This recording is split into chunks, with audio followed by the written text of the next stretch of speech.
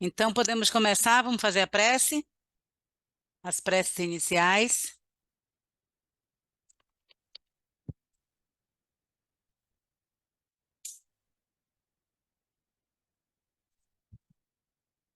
Então vamos lá.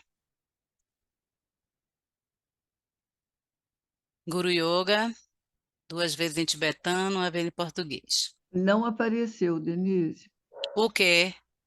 As preces. Tá Não? só... Não, está no seu arquivo. Oxente, peraí.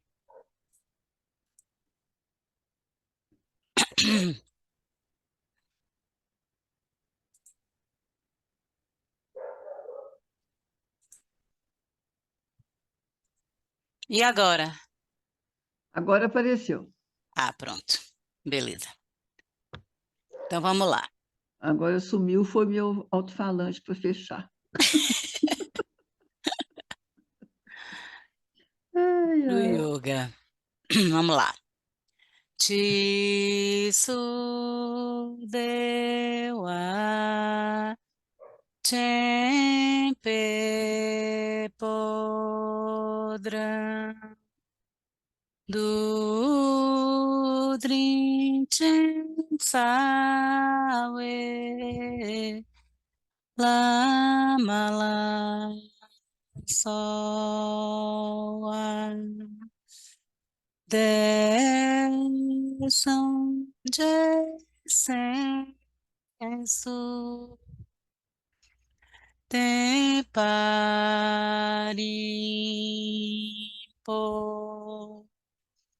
Che Rangorangi Che Ji Lo Chi Su Dewa Tempe podrão Dudrinche Sawe Lama Soa Desam Jesen Su Te Paripo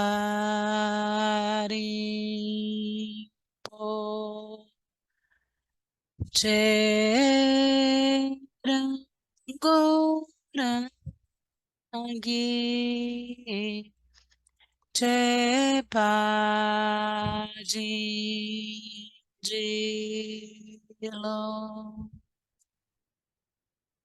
Da coroa na minha cabeça, o palácio da grande bem-aventurança.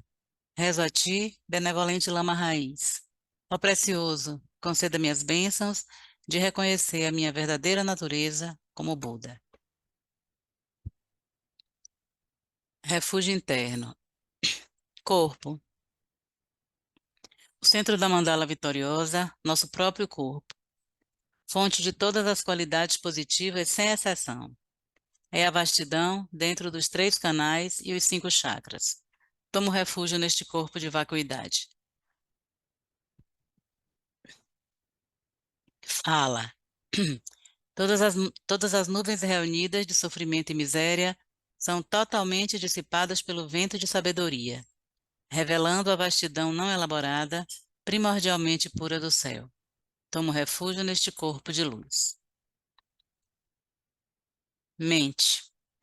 Do pavilhão das 5 luzes de sabedoria, raios das esferas não duais de luz emanam, eliminando as teias de escuridão da ignorância. Tomo refúgio neste corpo de grande bem-aventurança.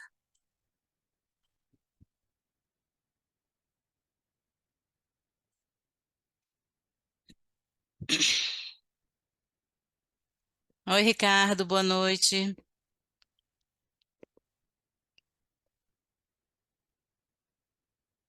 Ó, Viviane. Boa noite, tudo bem? Tudo jóia.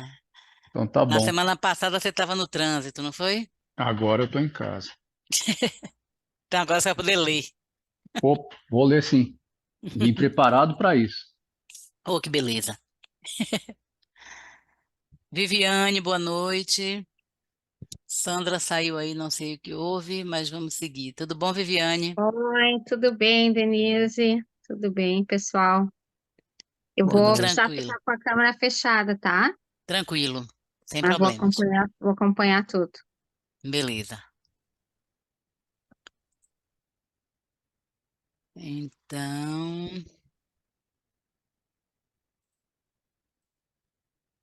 eu já tinha aberto.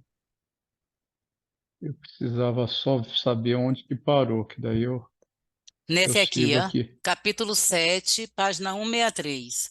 A gente vai começar, 163. é, vamos Espera aí. começar agora ele. Capítulo 7, mastigar. Isso. Tá, não, eu te pergunto porque eu tô tão empolgado com esse livro que eu tô bem lá na frente já. É, né? Ah, pô, é muita coisa que a gente desconhece, né? É. E E eu vejo, coisas que estão ao nosso alcance, né? nossa, e na semana passada, ouvindo vocês falando das dificuldades que vocês têm com respiração e de como vocês têm que se virar nos 30 para conseguir respirar direito, né? Falo, nossa, que É. coisa, cara. Se esse livro servir para alguma coisa, melhorar a qualidade de vida de vocês, já valeu a pena esse grupo aqui, não é? Porque problema respiratório, assim, eu não posso dizer que eu tenho um problema respiratório, mas eu sempre tive rinite, né? Sempre Uhum, tinha uma rinitezinha, assim, uhum. nada. Mas, assim, meu filho mais velho mesmo foi uma coisa, assim, sabe? Que Então, eu até já comentei aqui, né? Ele quando era criança, teve déficit de atenção, né? Até hoje, assim, ele é formado, é professor, trabalha, é uhum, servidor público do estado, da prefeitura, tudo direitinho, uhum, casado, faz tudo direitinho. Mas é aquela pessoa também um pouco impaciente, sabe? Assim, uhum, não é que ele aprende as coisas assim, no ar, mas se for para sentar, ele continua tendo assim, um déficit de atenção, sabe? E uhum, depois que li o livro, depois desse livro, foi que eu fui entender um pouco também isso, porque Caio era muito alérgico. Caio, minha sogra dizia, meu Deus, eu tenho pena de Caio que vive, às vezes sentava na cama de noite, de boca aberta.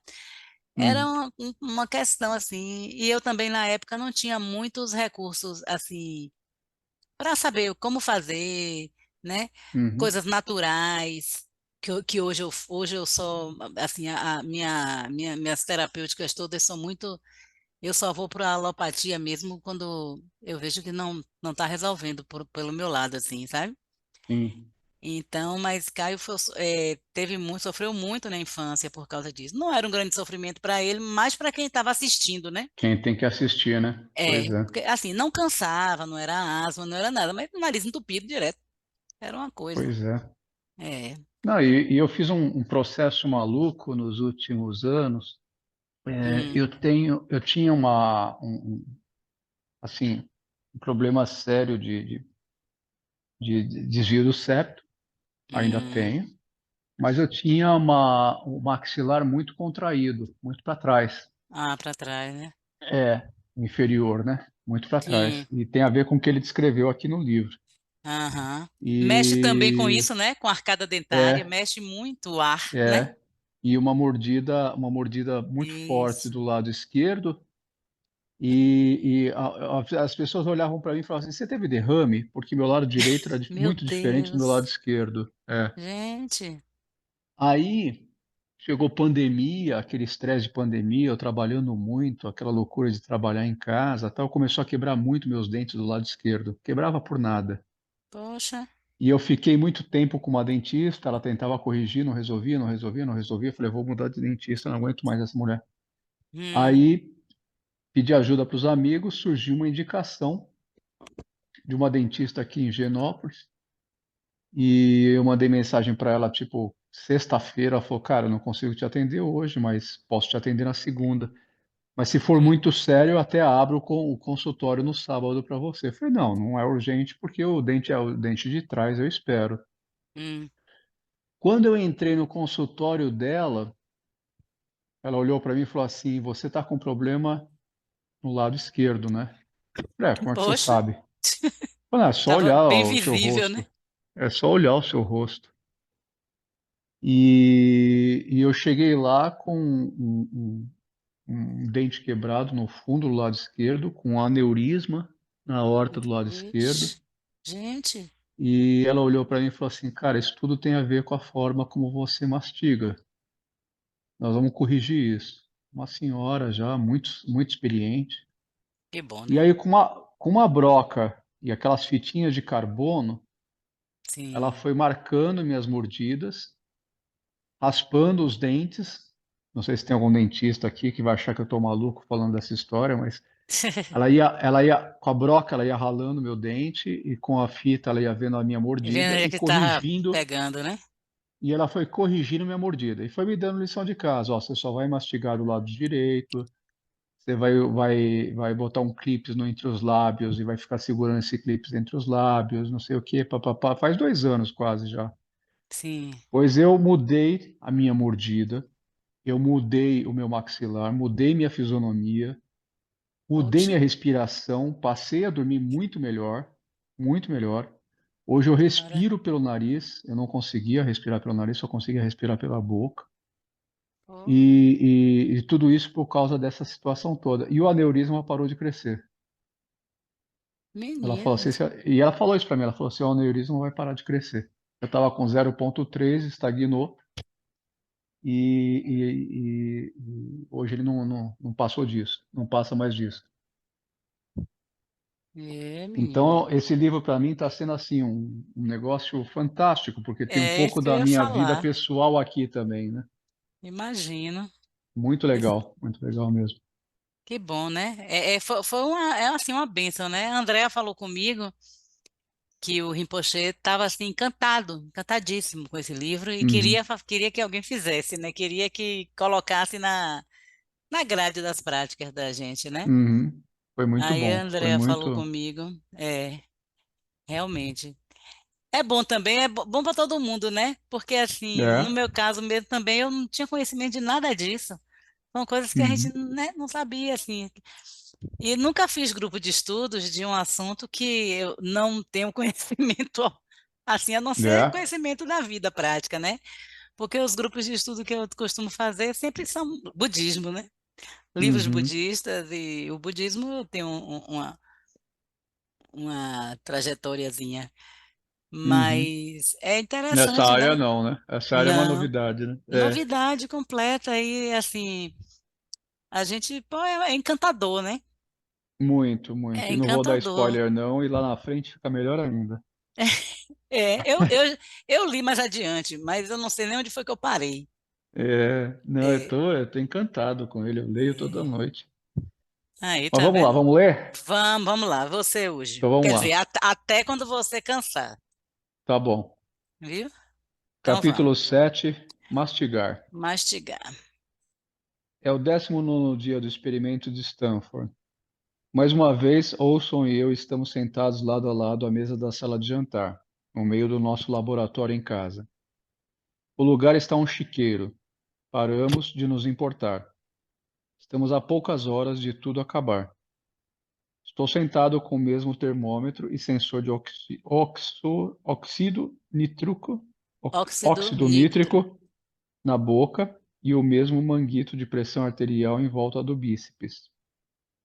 Olson usa a mesma máscara facial em volta da cabeça, o mesmo sensor de eletrocardiograma na orelha. Ele está com os mesmos chinelos também. Fizemos essa rotina 60 vezes nas últimas 3 semanas. Tudo teria sido insuportável se não fosse a energia crescente, a clareza mental e o bem-estar geral que sentimos, melhorias vastas e repentinas que ocorreram no minuto em que paramos de respirar pela boca. Ontem à noite, Olson roncou por 3 minutos enquanto eu cheguei a 6, uma queda de 4.000% em relação a 10 dias. Nossa apneia do sono, que desapareceu na primeira noite de respiração nasal, continua inexistente. Minha pressão arterial hoje de manhã estava 20 pontos mais baixa que o seu ponto mais alto no início do experimento. Em média, caiu 10 pontos. Meus níveis de dióxido de carbono aumentaram consistentemente e estavam se aproximando da marca de superresistência compartilhada, espera um pouquinho, compartilhada pelos seguidores mais saudáveis de Buteyko. Olson também mostrou melhorias semelhantes. Fizemos tudo respirando pelo nariz, lentamente e menos, com a expiração completa. Acabou, declara Olson, o mesmo sorriso no rosto. Ele caminha pelo corredor uma última vez e volta pela rua. E, uma última vez, fico sozinho na desordem, onde janto a mesma coisa de sempre. A última ceia: uma tigela de macarrão, sobra de espinafre, alguns croutons encharcados. Sento-me à mesa da cozinha em frente à mesma pilha do New York Times de domingo. Espalho um pouco de azeite e sal na tigela e dou uma garfada. Depois de mastigar algumas vezes, engulo. Por mais aleatório que possa parecer, este ato comum, alguns segundos de mastigação suave, foi o que me levou a escrever este livro. Foi o que me inspirou a transformar o simples hobby de investigar o que aconteceu comigo naquela casa vitoriana há uma década em uma busca em tempo integral para descobrir a arte e a ciência perdidas da respiração. No início deste livro, comecei a explicar por que os humanos têm tanta dificuldade em respirar, como todo aquele amaciamento e cozimento dos alimentos acabaram levando à obstrução das vias aéreas. Mas as mudanças que ocorreram em nossa cabeça e em nossas vias aéreas há tantos anos foram apenas uma pequena parte de como chegamos aqui. Há uma história muito mais profunda em nossa origem, que é mais estranha e mais selvagem do que qualquer coisa que havia previsto quando comecei. Assim, no fim do experimento de Stanford, parece apropriado começar de novo, retomando de onde paramos, no início da civilização humana. 12.000 anos atrás, os seres humanos no sudoeste da Ásia e no crescente fértil no Mediterrâneo Oriental pararam de caçar e colher raízes e vegetais silvestres, como haviam feito por centenas de milhares de anos, e começaram a cultivar sua comida. Essas foram as primeiras culturas agrícolas, e nessas comunidades primitivas, os seres humanos sofreram os primeiros casos generalizados de dentes tortos e bocas deformadas. Não foi terrível no começo. Enquanto uma cultura agrícola era atormentada por deformidades faciais e da boca, outra, a centenas de quilômetros de distância, parecia não sofrer. Os dentes tortos e todos os problemas respiratórios que os acompanham pareciam totalmente aleatórios. Então, cerca de 300 anos atrás, essas doenças se tornaram virais. De repente, grande parte da população mundial começou a sofrer. A boca encolheu, o rosto ficou mais achatado e os seios da face se entupiram. As mudanças morfológicas que ocorreram na cabeça humana até aquele momento, a diminuição da laringe que entupia nossa garganta, a expansão do cérebro que alongava nosso rosto, eram desprezíveis em comparação a essa mudança repentina. Nossos ancestrais se adaptaram muito bem a essas mudanças graduais. Mas as mudanças desencadeadas pela rápida industrialização de alimentos foram severamente prejudiciais. Tá vendo? Em apenas algumas gerações, com essa dieta, os humanos modernos se tornaram os piores respiradores na história dos Homo, os piores respiradores no reino animal. Tive dificuldade em entender isso da primeira vez em que me deparei com essa informação. Porque não fui informado sobre isso na escola? Porque tantos médicos, dentistas e pneumologistas do sono que entrevistei não conheciam essa história? Incrível. Porque, como eu descobri mais tarde, essa pesquisa não estava acontecendo nos corredores de medicina. Estava acontecendo em cemitérios antigos. Antropólogos me avisaram que se eu realmente queria entender como uma mudança tão repentina e dramática poderia acontecer conosco, precisava sair dos laboratórios e entrar em campo. Eu precisava ver alguns dos pacientes zero do humano moderno obstruído, o ponto de virada quando o nosso rosto, alimentado pela agricultura, se desfez em grande escala, eu precisava colocar as mãos em alguns crânios. Eu ainda não tinha sido apresentado a Mariana Evans, então não sabia que a coleção Morton existia. Por isso, liguei para alguns amigos. Um deles me contou que eu conseguiria um grande número de espécimes de 100 anos se fosse para Paris e esperasse ao lado de um conjunto de latas de lixo ao longo da rua Bonaparte. Alguém estaria me esperando lá na terça, às 7 da noite. Por aqui, disse a líder. A porta de aço enferrujada através de nós rangeu e guinchou, e o feixe de luz da rua ficou mais fino, até que não houvesse mais luz. Uma das guias acendeu uma lanterna de alta potência, enquanto as outras duas, que seguravam suas mochilas, desceram os primeiros degraus de pedra de uma escada em espiral que levava à verdadeira escuridão. Os mortos estavam lá embaixo. 6 milhões deles, espalhados em um labirinto de salões, barracas, catedrais, ossuários, rios negros e salas de jogos bilionárias. Havia o crânio de Charles Perrault, autor de A Bela Adormecida e de Cinderela. Um pouco mais para dentro estavam os fêmures de Antoine Lavoisier, o pai da química moderna, e as costelas de Jean-Paul Marat, o líder assassinado da Revolução Francesa e tema da pintura mais sombria de Jacques-Louis David. Todos esses crânios, todos esses ossos e milhões de outros, alguns datados de 1000 anos, estavam ali, acumulando poeira em silêncio, debaixo do Jardim de Luxemburgo. Liderando a expedição estava uma mulher de 30 e poucos anos, com uma juba vermelha que pendia sob uma jaqueta de camuflagem desbotada. Ela vinha seguida por outra mulher, que vestia um terninho vermelho, e por uma terceira, em um casaco azul fluorescente. Elas usavam botas até os joelhos e mochilas estofadas, e pareciam parte de mais um remake de Caça-Fantasmas. Eu não sabia o verdadeiro nome delas, e me pediram que não perguntassem. Elas preferiam permanecer anônimas. Ao pé da escada havia um túnel feito de paredes de pedra calcária. À medida que avançávamos, as paredes ficavam um pouco mais apertadas, terminando em um formato hexagonal, estreito nos pés, largo nos ombros e estreito novamente no topo. O túnel havia sido construído dessa maneira para garantir eficiência, possibilitando que os antigos mineiros de calcário andassem em fila única no menor espaço possível. Mas o resultado curioso foi que corredores tinham o formato de caixão, É. o que era adequado, já que haviam entrado em um dos maiores cemitérios da Terra.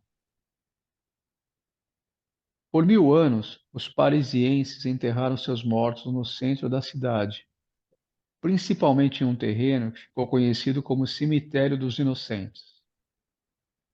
Após centenas de anos de uso, o cemitério ficou superlotado e os mortos foram empilhados em armazéns uns sobre os outros.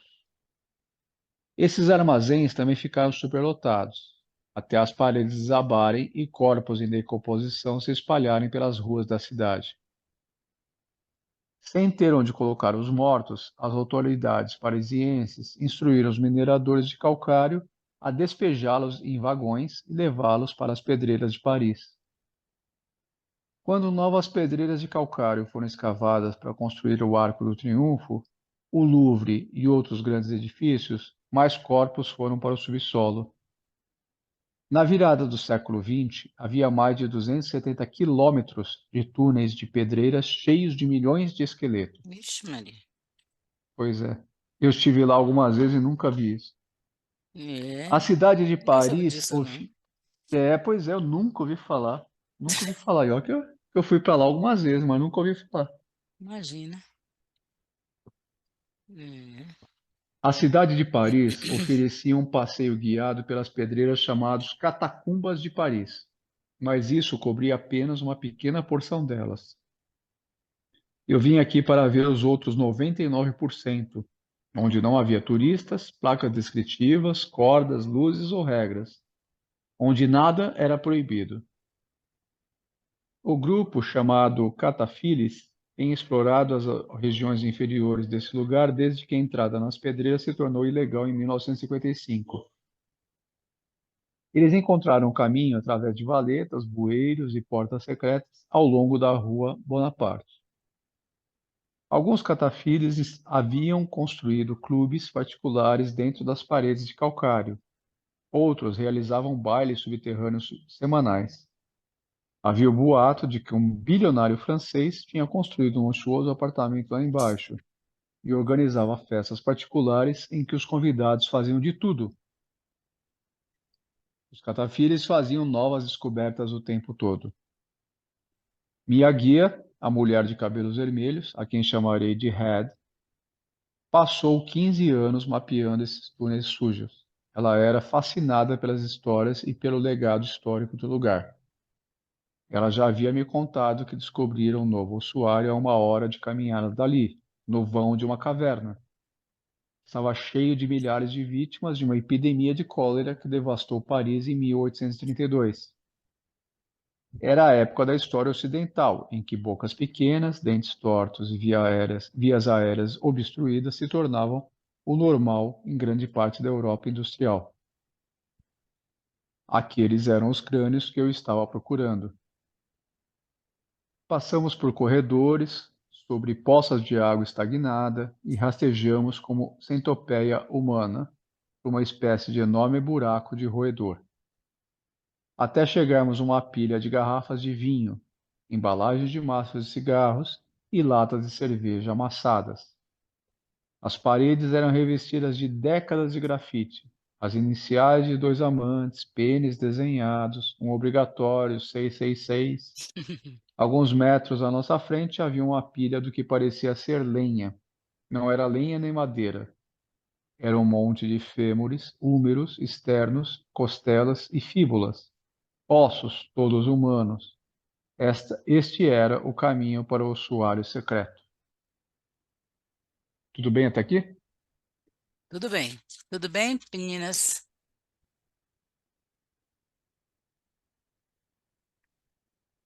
Tudo. Por volta de 1500, a agricultura que tinha se iniciado no sudoeste da Ásia e no Crescente Fértil, 10 mil anos antes, dominava o mundo.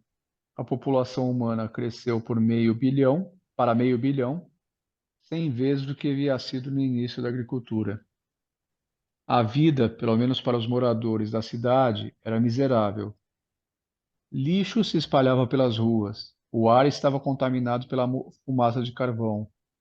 Rios e lagos próximos corriam com sangue, gordura, cabelos e resíduos de fábrica. Infecções, doenças e pragas eram uma ameaça constante. Nessas sociedades, pela primeira vez na história, os seres humanos podiam passar a vida inteira comendo nada além de alimentos processados. Nada fresco, nada cru, nada natural. Milhões faziam isso. Ainda faz, No né? século. Ainda fazem. É. Não, e você viu que tem um estudo recente mostrando, isso é muito triste, né? Hum, Que a população mais pobre e da periferia é a que mais consome alimentos processados, é, por falta de alimentos frescos, por falta de alimentos naturais, integrais. E não é só por falta, né? Porque eles não podem pagar por isso, né? exatamente. Há muitos anos atrás, eu era bem nova, eu vi falar assim, por que as pessoas mais pobres, muita obesidade, né? Então, eu Exatamente. não entendia. Eu digo, como se a pessoa não tem dinheiro para comer? Se a pessoa é pobre, como é que ela fica obesa? E realmente, a quantidade de pessoas que a gente vê acima do peso é bem, bem grande, né? E, inclusive nessas camadas mais populares, assim. Mas é depois que eu vim entender, é exatamente isso. Porque não com o alimento que eles que têm acesso para comer é tudo esses ultraprocessados, né? São coisas Uhum, que engordam excessivamente. Agora, recentemente, eu vim saber que aquele macarrão miojo, né? Que as meninas lá em casa uhum, adoravam. uhum, Aí a mãe disse, não, mãe, não tem problema não, ela não vai, porque uma tem alergia, não sei o quê. Aí, não, mas ela não usa o sachêzinho não, come só o macarrão. Você sabe que recentemente, acho que não tem nem 3 meses que eu vim descobrir que aquilo não é macarrão. Nem Ai, que macarrão é. horror. Não é macarrão. Aquilo também é uma coisa ultraprocessada, sabe? É uma coisa feita, assim, não é o macarrão mesmo, né? De massa, de trigo, Uhum. de não sei o quê. Não é. Então, ali, inocente ali não tem nada, nem o sachêzinho, nem o macarrão. Então, são coisas que vão lhe adoecendo, né? E lhe engordam, né? Aí vem Pois a... é. Denise, eu estou sem o texto. Não está me aparecendo o texto. Ô, gente, você está vendo o texto, Ricardo? Não, eu estou lendo no meu Kindle, mas realmente o texto não está projetado, não. Oxi, peraí, deixa eu voltar lá.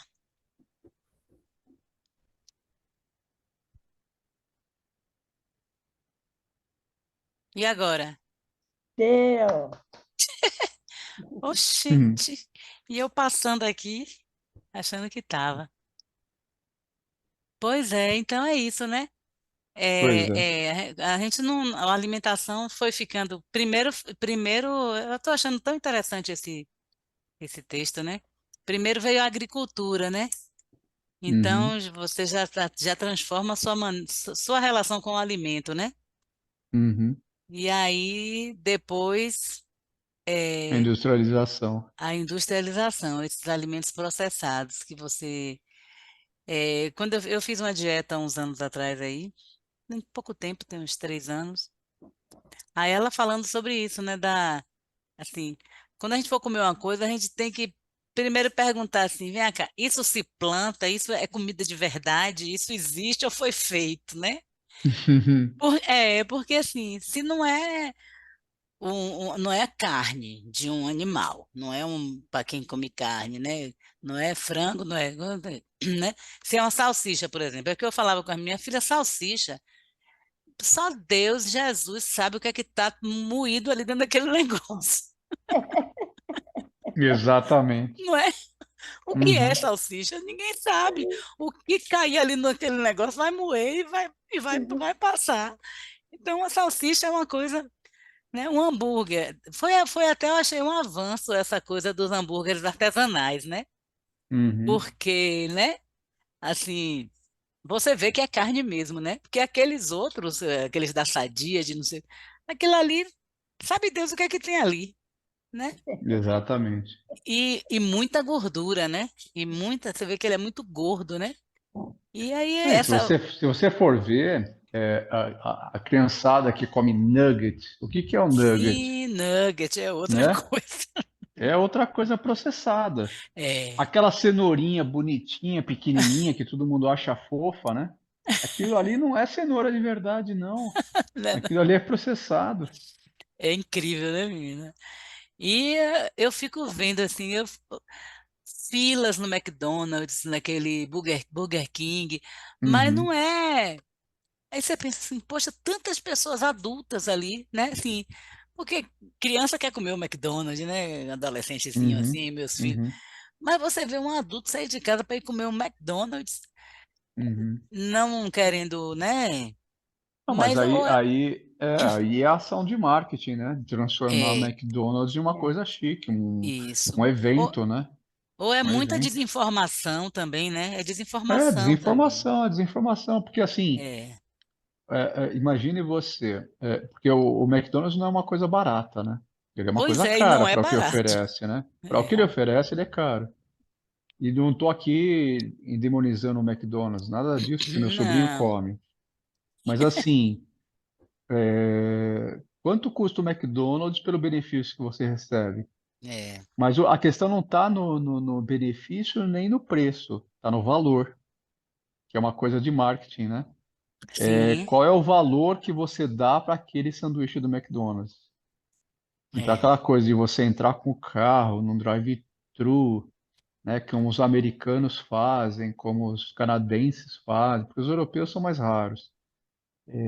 Aí você entra lá e faz o seu pedido e paga e recebe uma caixa bonita com tudo dentro. A É. praticidade, a modernidade daquilo é que nem aqui. Imagina como era naquela época, em 1500, você receber, imagina, você não ter que moer o trigo para você poder fazer um pão.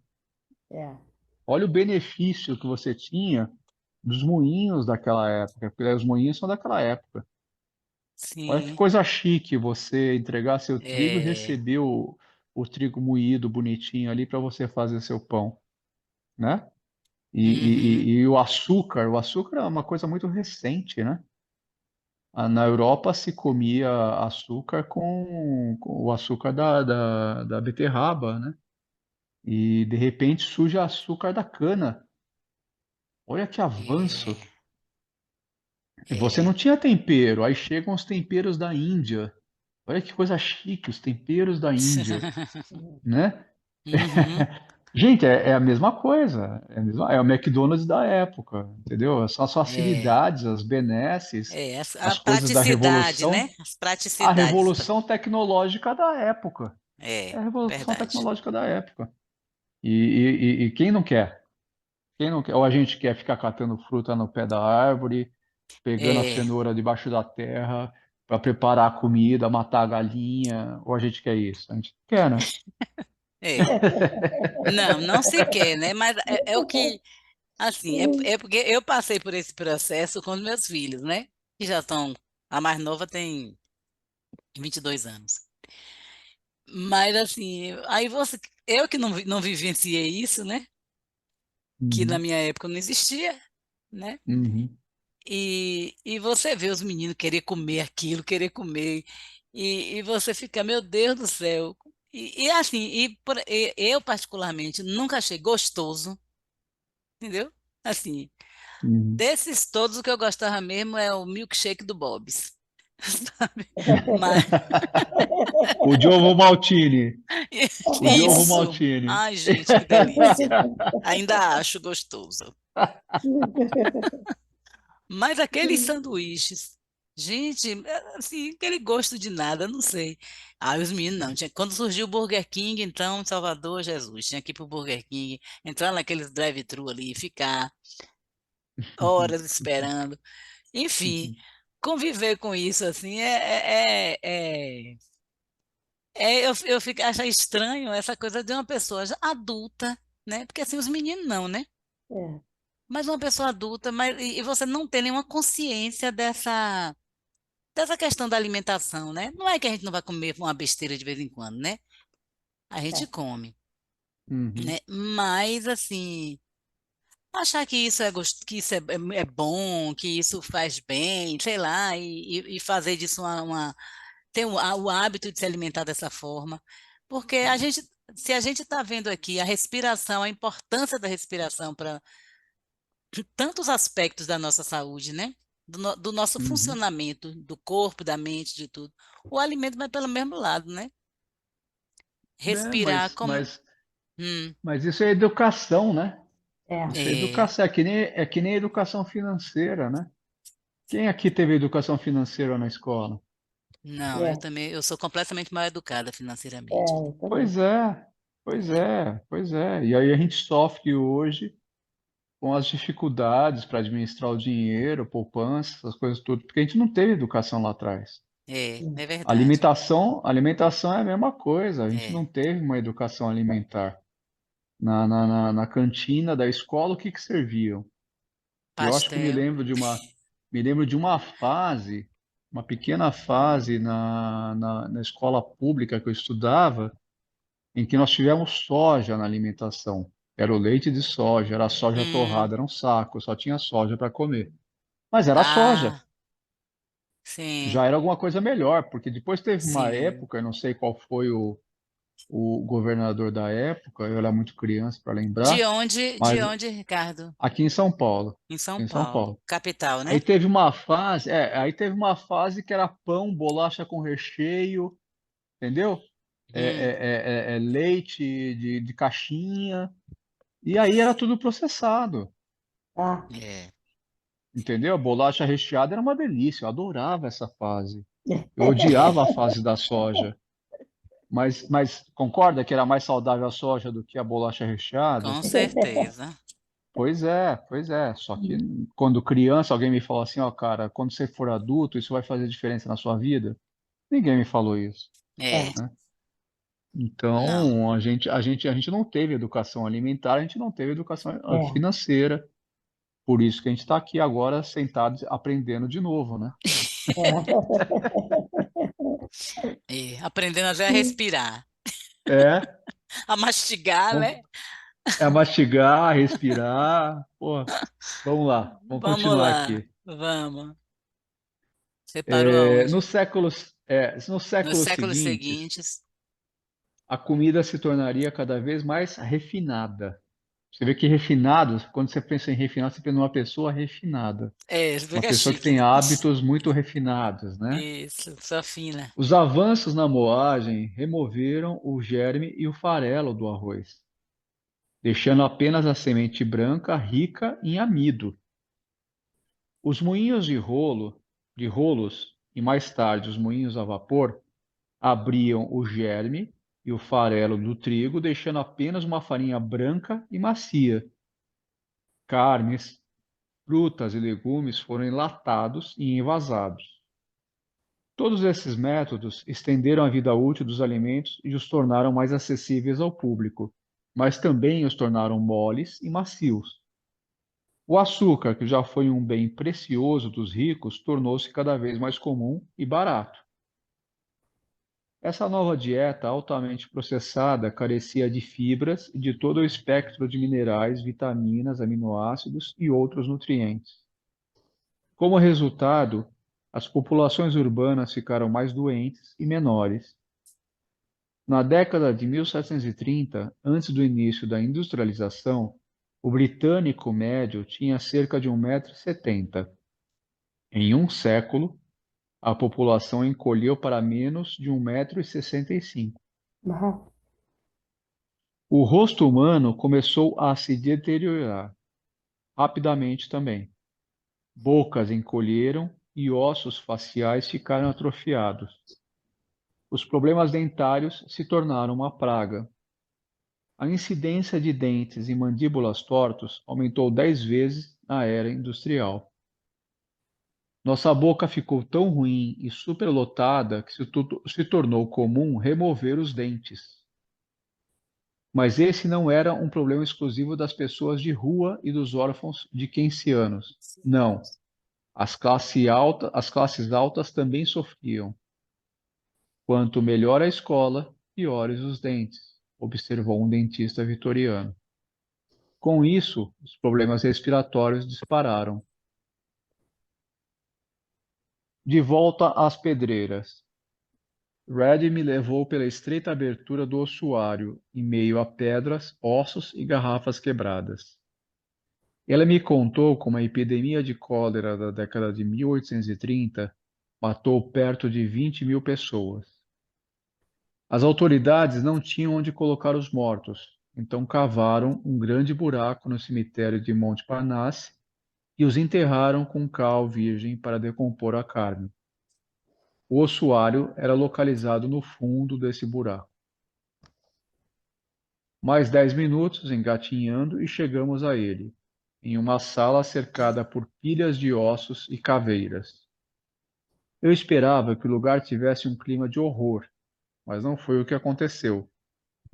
Em vez disso, entrando lá, cercado por restos de todas as vidas antigas, havia apenas uma longa e pesada quietude, como o som de uma rocha caindo dentro de um poço depois que os ecos desaparecem.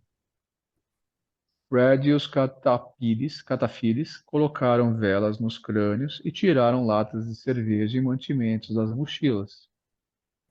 Eu me virei e entrei no abismo, puxando o corpo ao longo do chão até que meu peito pareceu estar preso entre duas Ixi, pedras enormes. Imagina a que claustrofobia, né? horror.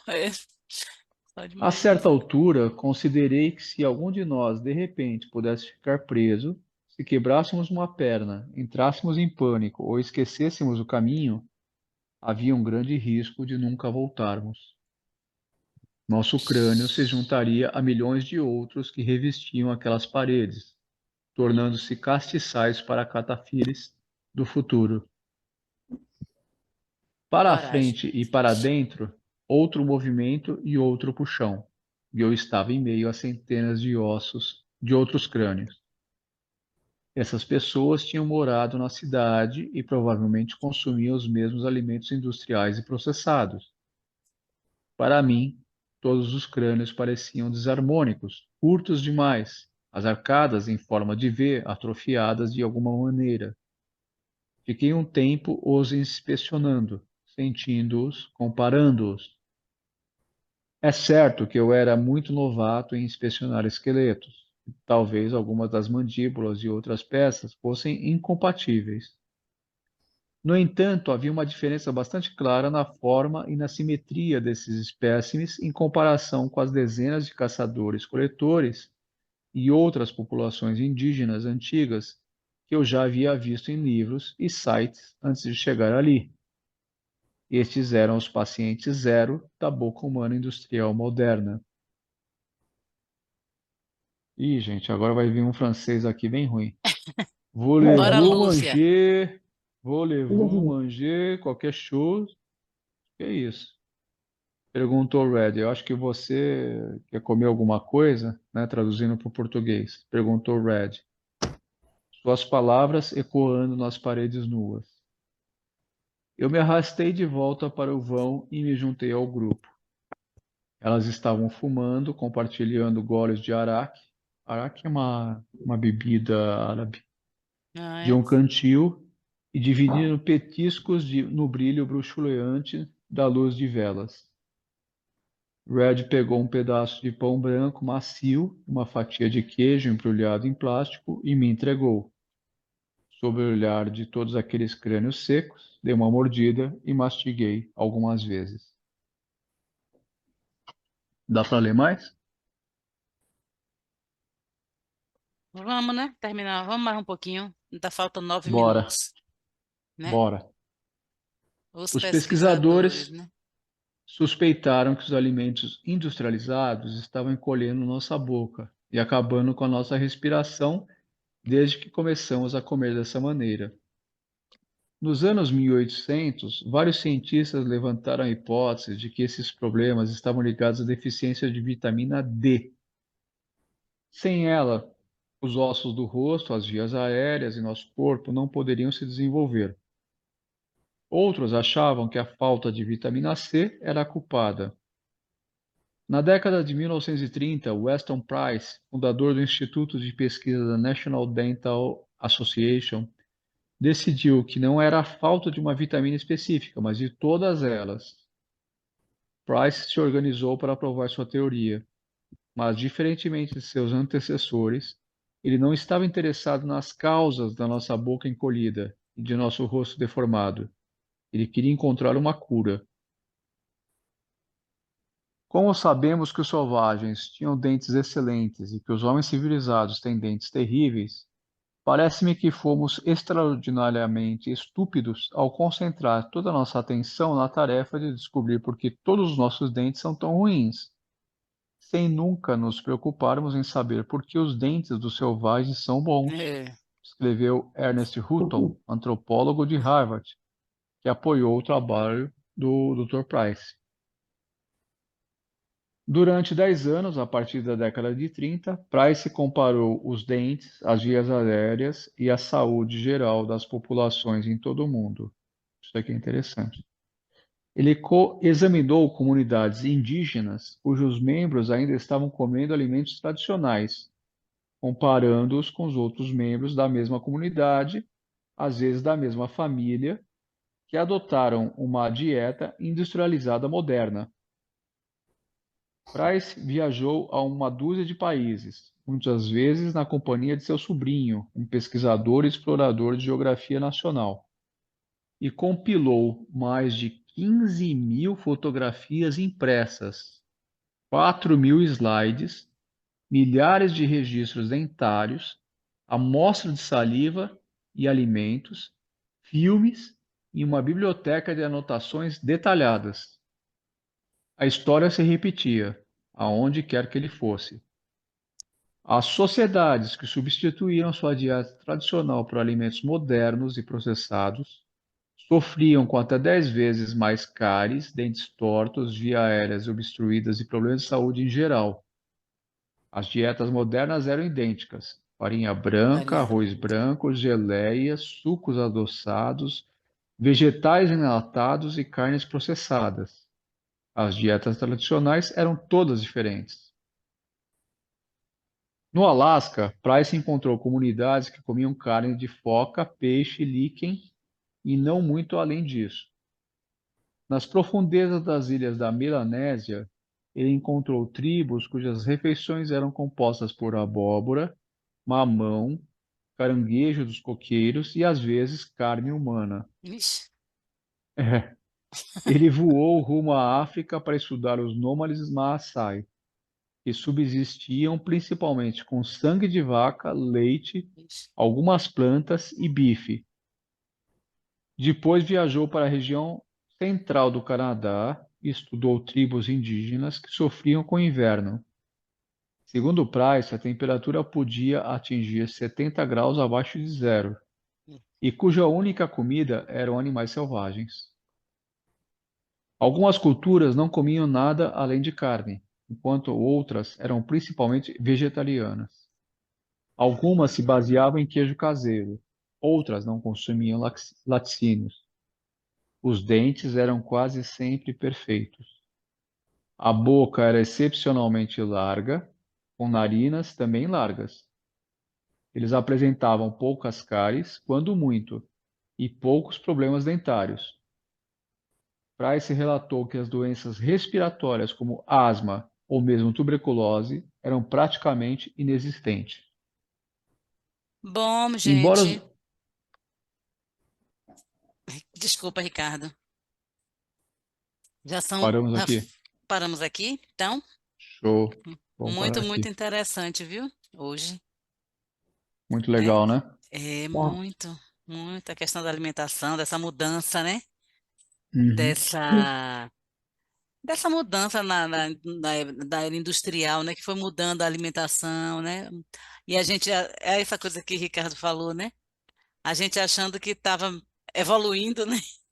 Em muitos aspectos, mudando para melhor, mas na verdade, muitas vezes, a gente, né, acumula doenças, as coisas não são feitas para ter feito em grande escala, né, para vender muito, para, né, com outros interesses que não a questão da saúde, quantas, né, para quem gosta mesmo de comer, porque eu não é o meu caso, mas tem gente que gosta muito de comer, então é, eu vejo assim na minha própria família, os meninos e tudo mais, o pessoal gosta de comer. Aí as pessoas também se prejudicam com isso, né? Porque esse tipo de alimentação que a gente está assim vivenciando na nossa época, né? Hoje não, hoje já tem até um certo retorno em relação a alguns aspectos, assim eu vejo, não sei se para a grande maioria da população, mas de olhar para a alimentação com mais saúde, né? Tem muito mais lugares onde você pode comer natural, muitos veganos, né? Essa questão do veganismo também foi uma linha assim que está se abrindo, já tem um tempo, mas é interessante, né? Que a pessoa descobre muito mais opções para comer outras coisas mais saudáveis e sair daquela mesmice que nos adoece muitas vezes. E a gente vê tudo isso que a gente está vendo aqui hoje foi mais comida do que respiração. Uhum. Denise, Oi, amor. eu fiquei com uma dúvida, só que não é dessa parte da mastigação. É ali daquela parte que eles estavam fazendo, tipo, um laboratório, entendi, né? Eles mesmos estavam se submetendo a um procedimento, e daí eles conseguiram vencer a questão da apneia, do ronco, mas eu não entendi como, de que forma que eles estavam conseguindo vencer esse problema, que foi diminuindo e tal, o ronco. Não sei se vocês entenderam ali o que que eles faziam. Ah, eu entendi que estava relacionado com a respiração nasal, mas como que eles estavam fazendo para ter a respiração nasal? Ah, Vocês tá. entenderam? Foi no Não começo do grupo. foi no começo, né? Enfim. Então, vamos fazer o seguinte, vamos deixar essa dúvida para a próxima semana a gente tirar. Aí eu vou olhar Tá, aqui direitinho para ver se a gente, porque é tanta tá. informação, né? É muita É, Tanta, informação. muita informação, mas Vamos deixar anotado aqui para a gente, no início, Tá, a gente ir para esse ponto daí. O Tá. ronco, a isso. mastigação, tá certo? Para a gente ver O isso na semana ronco, que vem. não sei se era a mastigação, que estava relacionado com a mastigação, será? O ronco e a apneia e tal? Apneia e ronco, né? Tá, vou dar uma olhada Isso, para a gente Tá, ver na semana que vem, tá bom? tá. tá. Beleza. Então Obrigada, vamos lá. Denise. Obrigada a você. Vamos fazer a dedicação, né? Obrigada também, Ricardo, pela leitura. Sempre bom. Enfim, não encontrei. Alguma coisa me perdi aqui, viu, gente? Peço desculpas. E a gente dedica aos méritos da prática para benefício de todos os seres. Até a próxima Isso. semana. Beijo para vocês. Boa Beijo. semana. Namastê.